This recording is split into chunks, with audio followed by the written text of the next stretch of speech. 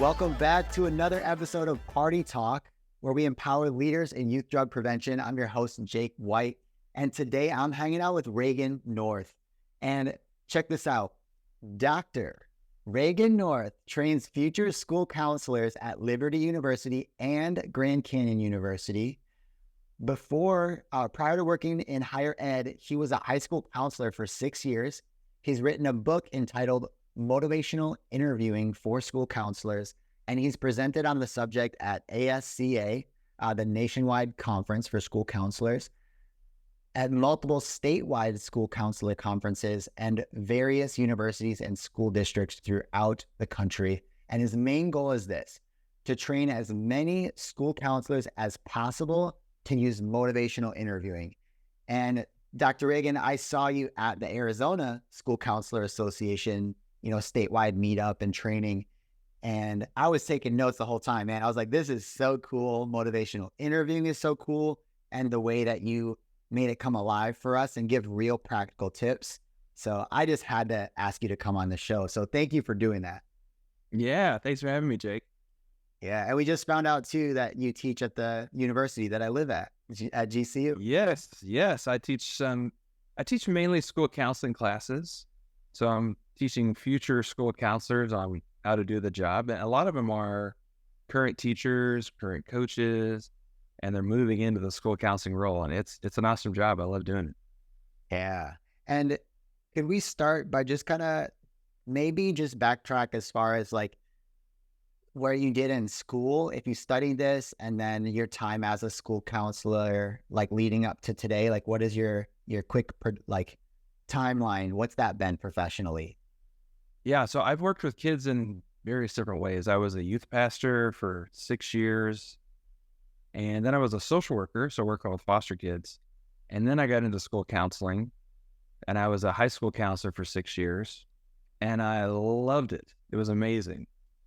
And so I was basically in grad school during that whole time. It's ridiculous. I've been in school way too long.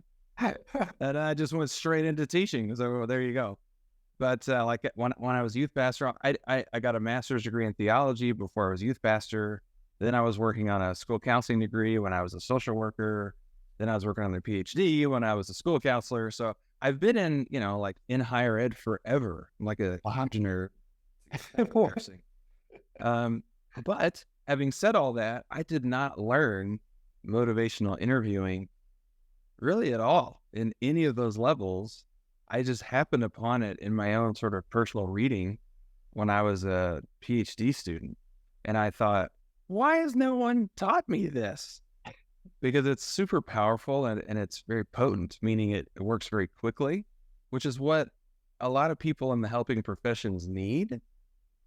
But I didn't learn it. And a lot of people in my area, school counselors, school nurses, teachers, administrators, we don't learn it. And so I was just shocked by that.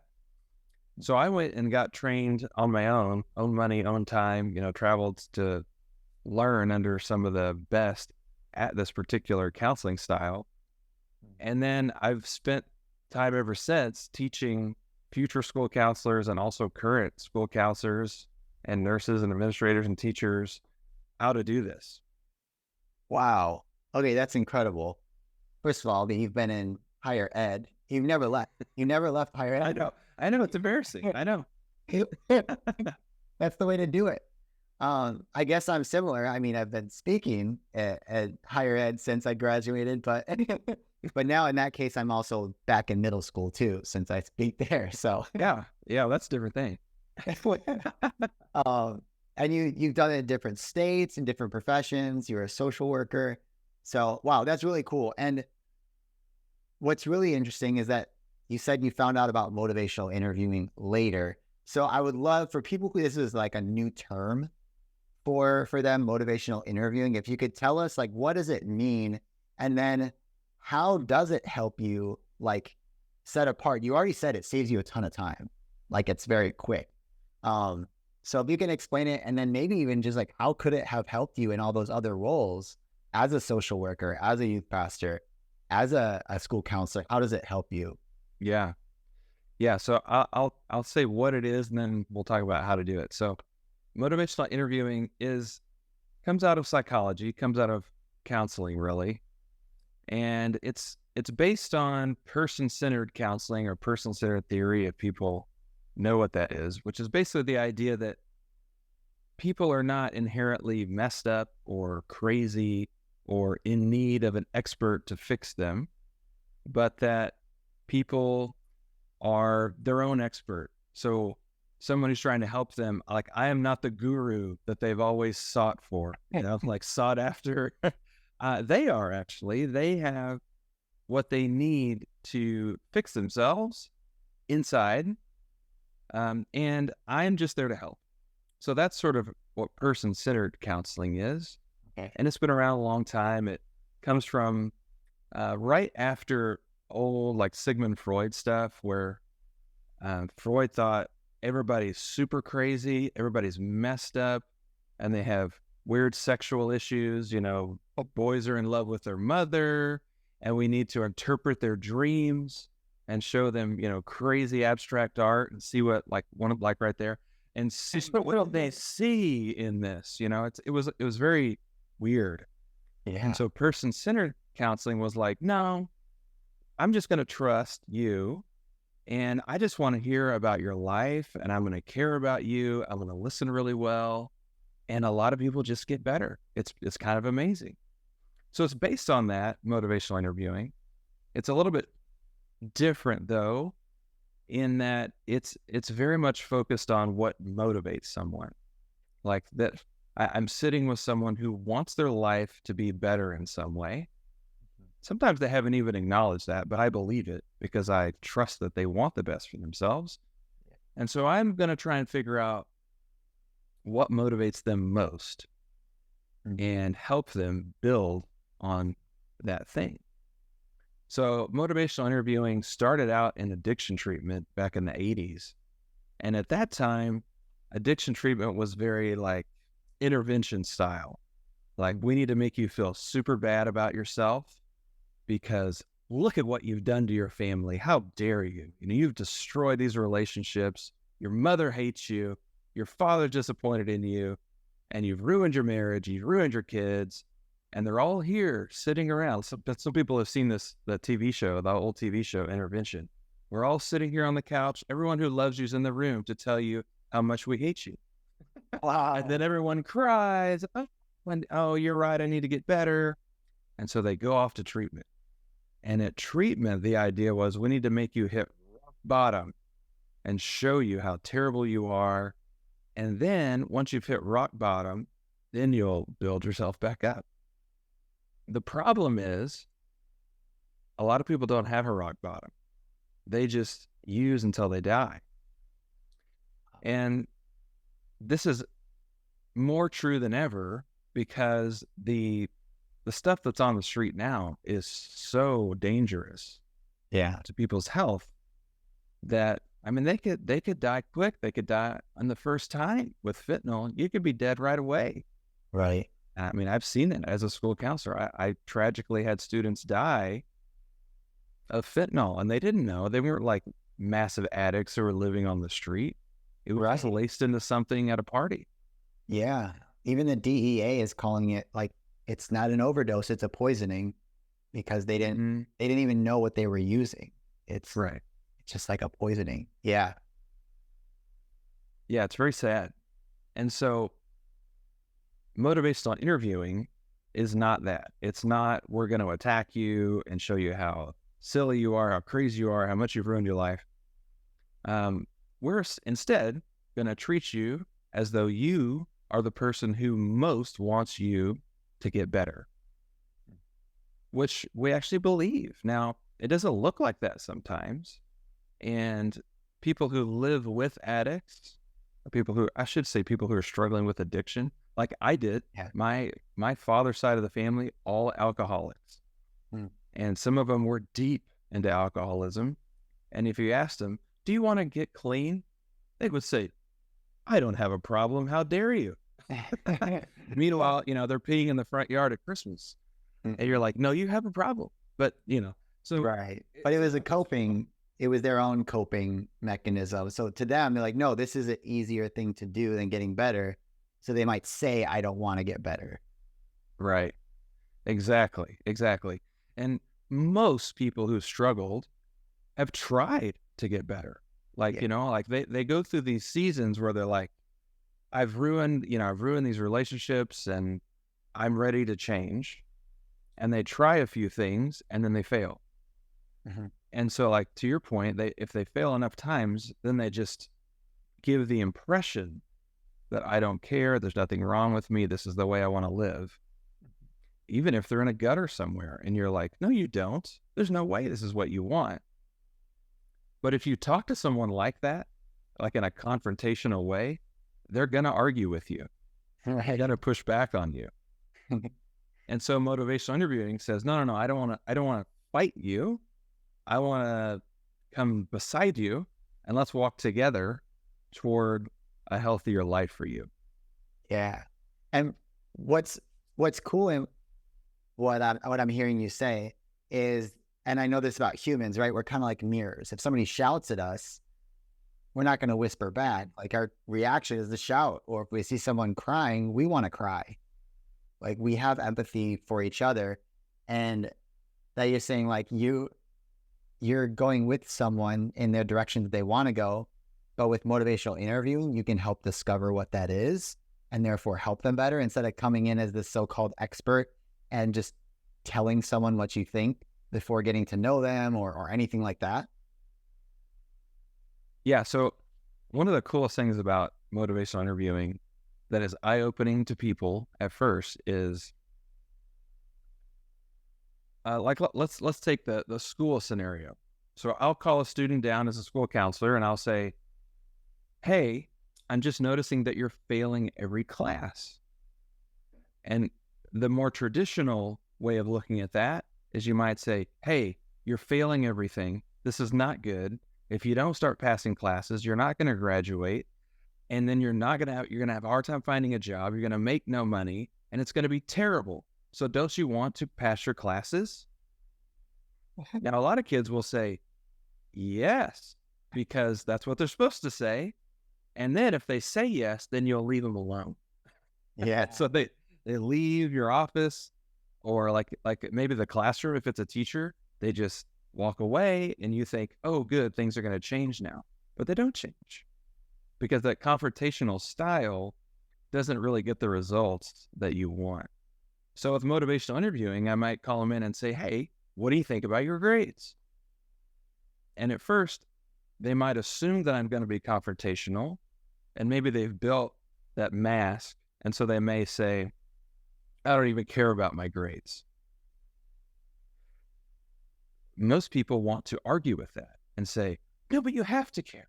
Because don't you know that if you don't get better grades, then blah, blah, blah. But as someone using motivational interviewing, instead, I would say, oh, you don't care about your grades at all. So I'm just going to sort of come alongside them and reflect what they said, which is a counseling term meaning say back to them what they just said, and then see what they say. And for a lot of kids, like a high percentage of kids, they will immediately pull the mask off and say, no, it's not that I don't care. It's that blank. And they'll tell you some of the truth. Like, it's not that I don't care. It's that I don't have time to do my work. Okay, well, now we're getting to something that's a little bit more true. So then I just say this, just reflect again. Oh, okay, so you're too busy to do your work. And then they might say, well, it's not that. They might whip off another mask, But it's not that I'm always too busy. It's just that right now, my mom is working the night shift. And so I have to help my little siblings at home. And it's really hard. Okay, so now we're getting to another level of truth. And then I might say, wow, that sounds really taxing on you. That sounds stressful. You might be feeling some anxiety. So I just keep reflecting their experience of life.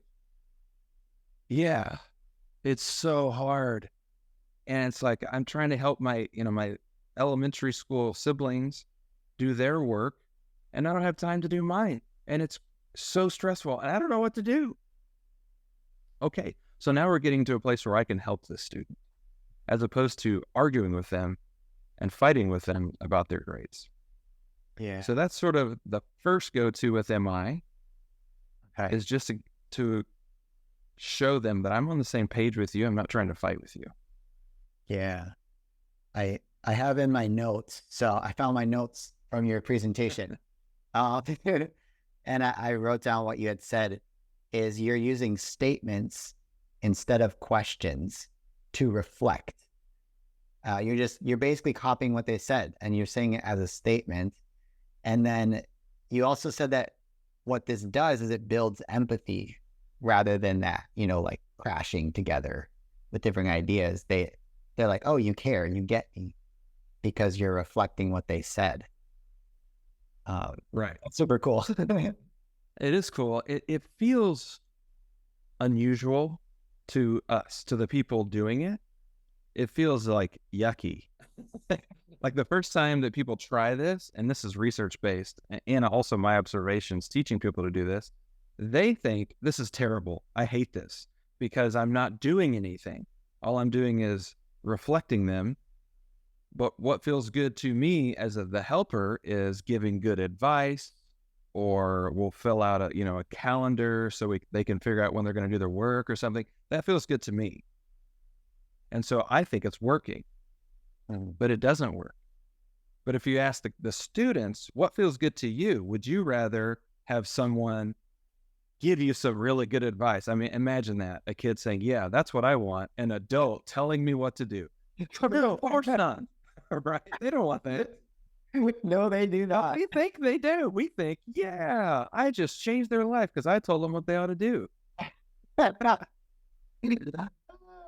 know it doesn't work. But if instead we just reflect what they're saying, then by definition, they know that we understand them because we are showing them, yes, I just heard what you said. Yeah. And what research tells us is that empathy between a person trying to help someone and the person being helped, that empathy is the biggest factor of all, of anything, of whether it's going to work. So it doesn't matter even like what you're doing. Like if you're using if you're a school counselor and you're using a certain counseling theory, like I'm doing cognitive behavioral therapy, or I'm doing reality therapy or whatever. Or if you're, a teacher and you're doing certain teaching techniques, or it doesn't matter what your role is or even what you're doing with the student, if the empathy is there, the kid's very likely to improve. Wow. Which is crazy. Yeah. Because usually we spend all our time figuring out what is the technique I should use to help this kid or all kids or whatever. And the research kind of says that is far less important than the students knowing that you get them. Mm. Wow. So the fact that you care and get them is the biggest factor of them wanting to change or to spend time with you and like even listen to themselves in your office. Like that's what I'm hearing. Yes, right. And as a school counselor, I found that a whole lot of kids, a high percentage of kids, if you just had a conversation like that, where I'm not fixing anything. This kid, like to go back to my previous example, this kid has told me, I don't have time to do my work. I'm living this hard situation where my mom is, gone in the evenings. And so I am helping my little siblings do their homework. And I don't know when I could ever do mine. And then, my administrative assistant comes in and says, there's a kid crying out here. We need you right away. I say, okay, well, I got to go. We'll talk more later. I can't tell you how many kids left my office and went and improved their grades, even though we had said nothing about how they might improve their grades. There's something about students being known, that empathy and being cared about. That's all they needed, and off they go. It's crazy. I mean, it shocked me every time, even when I knew and I had experience seeing that would work. I was still shocked. That is amazing. You look at it and you're like, wait, yeah, there was no plan. There was no quote advice, but just for them exploring and knowing that you cared, identifying what maybe that barrier was they needed to overcome, they did it. Yeah. It's Wow. amazing. It's amazing. But I think, I don't know, I mean, this is all theory, but I think that we spend so much time, kids, adults, doesn't matter who, building up our defense mechanisms and our masks, that when we drop those, we let those go, all of a sudden we have more energy to focus on improving our lives. I mean, I don't know how else to explain it than that. But we don't know exactly why it happens, but it does. We know that it does. Yeah. And I have another note on that, which is you said when they, when you reflect to them, you basically say what they said. They get a moment to reflect on what they said and determine whether it's true or not. And I thought that was it's so simple, but so cool that just by not them saying it, because that might be an excuse, it could be a lie, it could be true, it could be whatever it is. It could be something they're trained to say because they've been saying that to everyone. But then they will get to determine it, whether they want to change their answer or tell you the truth just because you said it back to them. The other thing that I was wondering if you could expand on, because I had wrote down like a few phrases and you explained the difference between change talk and sustain talk. And since I'm not a school counselor, I'd never heard of this before, but I wonder if you could explain that as well. Yeah. So part one of motivational interviewing is building empathy. And then the second part is what you're referring to, which is change talk. And that is where I'm trying to identify, as a person trying to help someone, I'm trying to identify what they care about, what motivates them, and to get them to talk about it more. So change talk is anytime they're talking about change. So like in the context of substances, they might say, I know I need to cut back. I want to cut back. Here's some reasons why I think I should. I hate that I do this. I've already started cutting back a little bit. Anything like that is change talk. Sustain talk is, I know I need to cut back, but blank. Anything that's blank is sustain talk. In other words, it's status quo. And it doesn't actually matter if it's legit or not. Like they might say, I know I need to, but I just have to have a little bit of a buzz while I'm playing Fortnite. And you're like, that's dumb. Or they might say, I want to cut back, but my dad cuts fentanyl in the garage with my uncle using baking powder and baking soda, and I help them sometimes. And you're like, oh my gosh, how could this kid ever get free? Either way, it's the same thing to the person helping. It's called sustain talk. And I'm going to treat it the same way, which is by more or less limiting it. Like, I'd rather not hear about the things that are holding you back. I want to hear more about this alternate future that you're interested in. The reason for that is we know from research that if people will talk in a positive way about a different future, they're far more likely to do that. If you let them talk about the things that are holding them back, they are far more likely to obsess about those things and not change. Wow. But most of us are trained to do that. We're trained to ask, what things are holding you back? Or what obstacles are in your life? And the intent is so that we can try to address them. But in the process, the students are talking themselves out of potentially changing, because they're saying, yeah, there's this. How could I ever get better? See, there's nothing I can do. And they start embracing a victim mentality, and we don't see any change. Wow. But if instead we can say, okay, so even if the kid says, I'd like to cut back, but, and they give all these reasons, as the person trying to help them, I'm going to basically ignore that.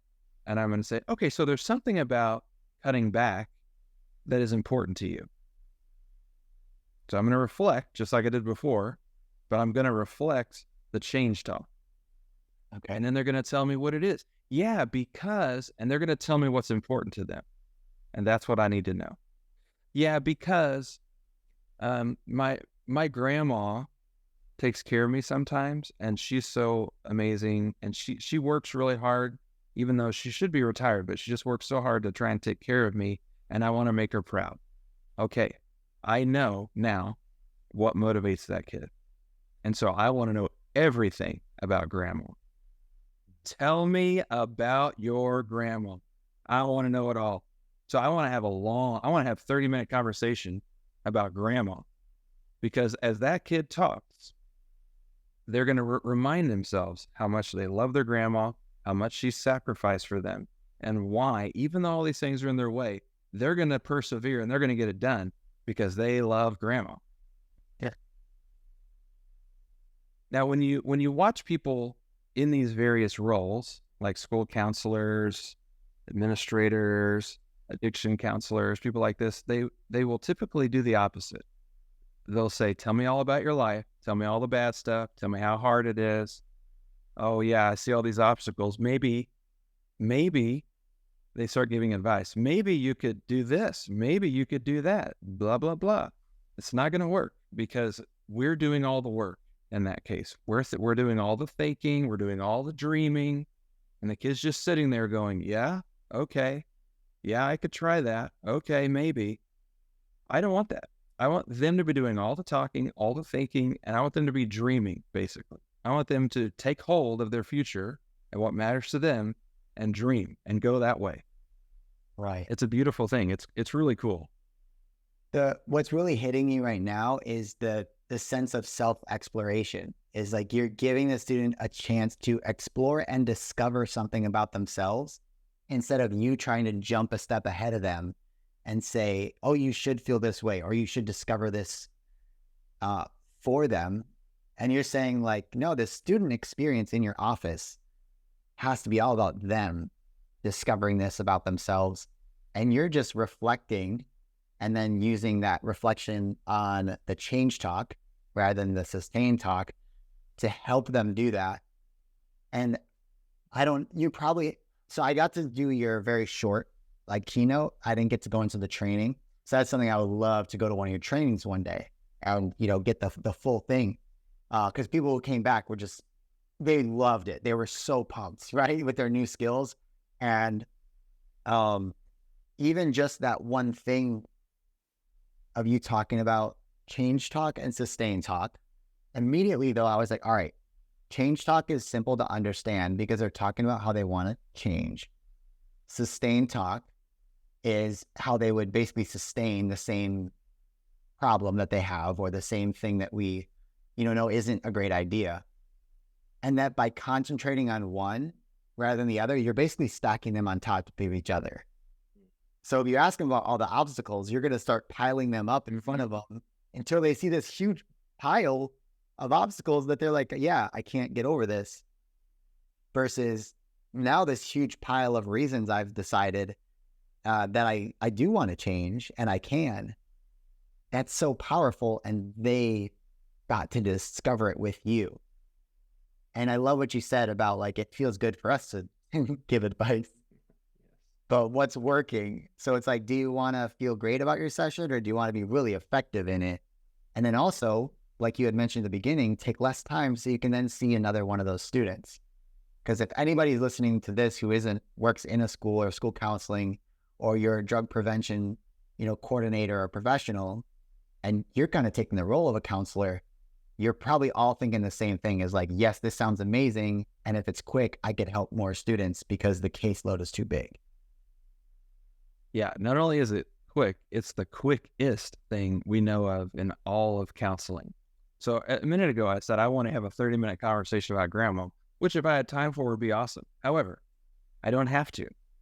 Motivational interviewing is highly research-based. There's over 2,000 clinical trials, and the vast majority of those use a single session of 15 to 20 minutes, which is insane. most things take forever. There's lots of things that work. We know of lots of things that work in addiction treatment and in counseling, but they take a long time. They take, like cognitive behavioral therapy, for example, highly effective in addiction treatment, highly effective in all kinds of different counseling, anxiety, depression. However, it takes a while. It's assumed that it's going to take 4 or 5 sessions of an hour apiece-ish to be effective. Great if you're a therapist, not great if you're not. Like a counselor, that was too much for me. I love CBT. I love the ideas. I believe it works, and I don't have time to use it. Yeah. I need something that's going to go fast. MI works so fast. I mean, it's ridiculous. There's studies where it works in 5 minutes. It's the only thing I know of in counseling that's shown effectiveness in 5 minutes. That's wild. How can you change someone's future in 5 minutes? It's crazy. And the answer is, it's got to be something that gets at what's in a person's heart. Because if you have a 5, 10, 15, 20-minute conversation with a kid where you access what matters to them, like in my example, I figured out it was grandma, and then I access that for however long I have before this kid's got to go and I got to see the next kid, then that student walks out of my office after 10 minutes and continues to think about grandma. And so what looks like a 10-minute conversation was actually 2 hours over that day. And then it came back into their head the next day for another 10 minutes. And then it came back in their head the next day for another 30, and the next day for another 20. And so what looks like a small conversation can be very long in reality in that kid's heart and mind if I actually access what's in their heart as opposed to advice that I would like to give them. Yes. Okay, this is good. How can people learn more? So for example, like the people listening here, they're probably working in the schools. They might have never heard of motivational interviewing before, or maybe they have and they've been intrigued. How do you get trained? Do you do that? Is there a board? And then just like, how can they learn more about you too? So what are the next steps if someone says, yes, I like this, I want to do more, and can they do it with you? Sure. Well, probably the cheapest and quickest way to get started anyway is to read my book. And I'm not out to sell books, but maybe I am. I don't know. But I wrote a book for school counselors because I was one, and there just wasn't a cheap and easy book to read on this. So I wrote one. It's called Motivational Interviewing for School Counselors. Now, the same techniques that you would use if you're in any role are in there. So you don't have to be a school counselor. It's just that the examples come out of schools. So if you're in schools in any way, it's going to make sense to you. If you want more than that, there are people like me who travel around training people. I travel around to different school districts and state conferences and stuff like that. If you want to contact me, my email is pretty simple, reagan.north@gmail.com. There's other people too. There's a thing called the Motivational Interviewing Network of Trainers, which I'm a part of that. And these are people who have been trained to train others to do motivational interviewing. So I would use someone in that network.